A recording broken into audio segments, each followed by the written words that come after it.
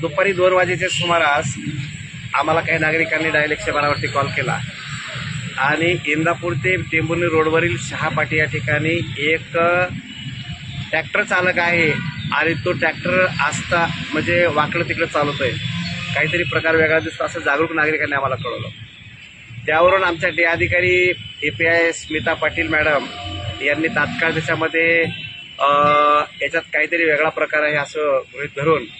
आमचे police constable Nandu Jadhav आणि गोडगे यांना तात्काळ त्यांच्यासह त्या दोघांसह त्या ठिकाणी गेल्या आणि तिथं पाहिल्यानंतर एक इसम ट्रॅक्टर वाकडं तिकडं चालवत होता आणि त्याच्याकडे पाहिल्यानंतर यांच्या लक्षात आलं की तो दारू पिलेला असावा, म्हणून त्याला ताब्यात घेतलं। दारू पिल्यामुळे एखादा अपघात होऊ शकतो, जीवितहानी मालमत्तेची हानी होऊ शकते, म्हणून त्याला ताबडतोब पोलीस स्टेशनला आणलं ट्रॅक्टरसह आणि त्याचं वैद्यकीय अधिकाऱ्याकडनं त्याची ज्यावेळेस तपासणी केली त्यावेळेस त्यांनी मतदारकाच्या अंमलाखाली होता, त्यामुळं आम्ही गुन्हा दाखल केला आणि त्याला चौकसपणे तपास केल्यानंतर असं लक्षात आलं की हा दारू पिलेला आहे, परंतु हे जे ट्रॅक्टर आहे हे ट्रॅक्टर त्याने सातारा जिल्ह्यातल्या खंडाळा पोलीस स्टेशन हद्दीतून चोरून आणलेला आहे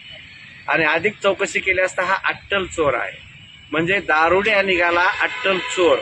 अशी परिस्थिती निघाली आणि ताबडतोब खंडाळा पोलीस स्टेशनचे पोलीस निरीक्षक शेळके साहेब यांना कन्फर्म केलं की तिथं ट्रॅक्टर चोरी झालेला आहे, तिथं गुन्हा पण दाखल झालेला आहे। त्यांनी पण तिथून टीम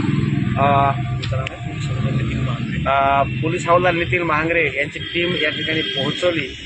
आणि तोपर्यंत आम्ही चौकशी केली असता हे अट्टल चोर आहे, तर सातारा, सोलापूर आणि बीड या ठिकाणच्या ह्या चोऱ्या उघडकीस येण्याची शक्यता आहे। तर तिकडे गुन्हा दाखल असल्यामुळे आमच्याकडे दारू पिऊन वाहन चालवणे हा गुन्हा दाखल झालेला आहे,